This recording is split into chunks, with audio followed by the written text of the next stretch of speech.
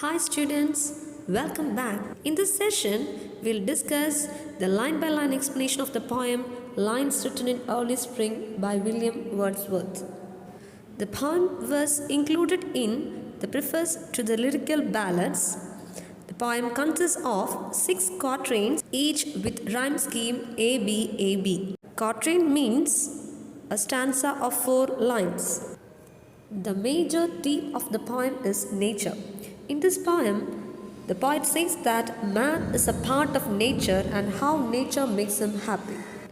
He rejoices in the sights and sounds of nature, and at the same time he worries on what man has made of man.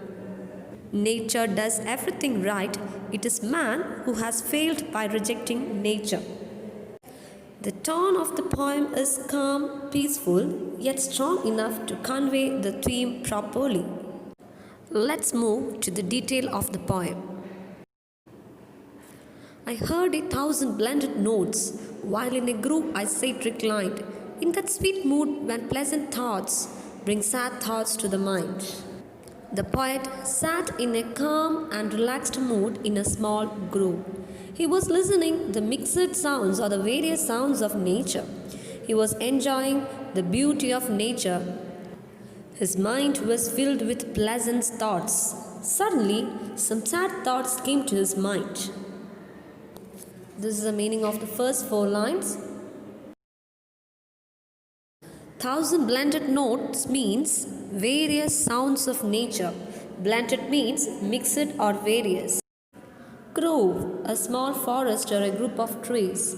Reclined means sat on a resting position. Here, sate means sat. Let's see what brings sad thoughts to the poet's mind. To her fair works did nature link the human soul that through me ran. The poet felt that there was a link between human soul and nature. He appreciates nature's godlike abilities of linking a human soul to herself. The poet says that there is a link between the human soul and nature. To her fair works means the good efforts of nature. Here, the poet tries to personify the nature. And much it grieved my heart to think what man has made of man.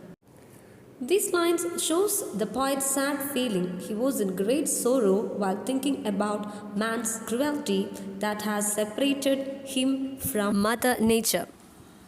Since man's soul and nature are linked, anything man does affects nature, and also it will affect the whole human beings.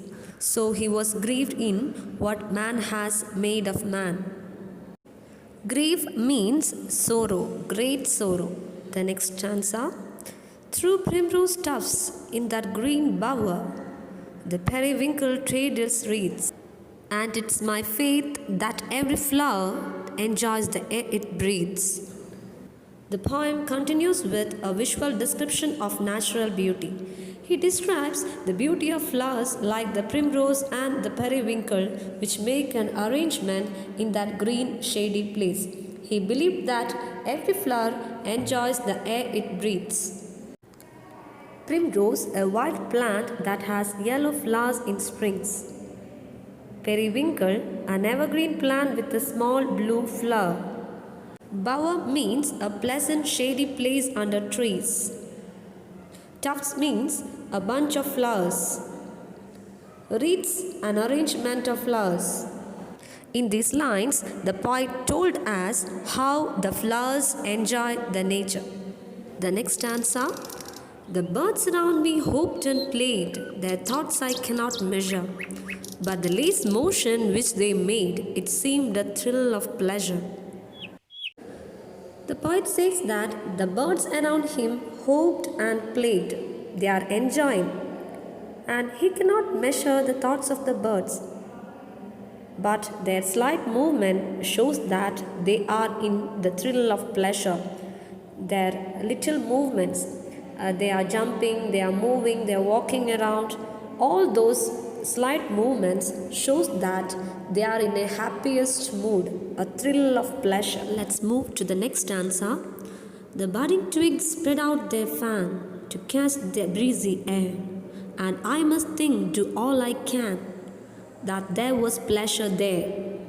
In these lines, the poet says that the growing tender branches spread out their leaves, their fans, to catch the breezy air or to feel the breeze. So he means that even the growing tender branches also enjoys the nature. Seeing all this, the poet realizes that pleasure is everywhere in nature. The poet sees thrilling sights, hears pleasant songs in everything he looks at the grove. He experiences the pleasure of world of nature. The last stanza, if this belief from heaven be sent, if such be nature's holy plan, have I not reason to lament what man has made of man?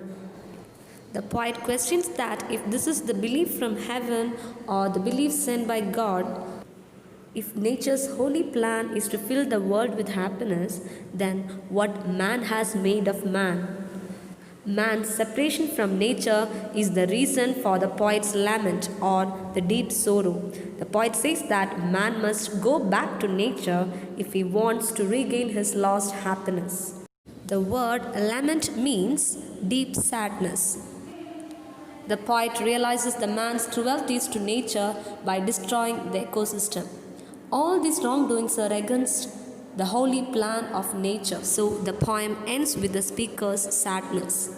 This wonderful poem by Wordsworth reminds the readers of the beauty of nature, the value of enjoying and appreciating their existence, and the need to protect the nature from harm. Now students, read the poem thoroughly.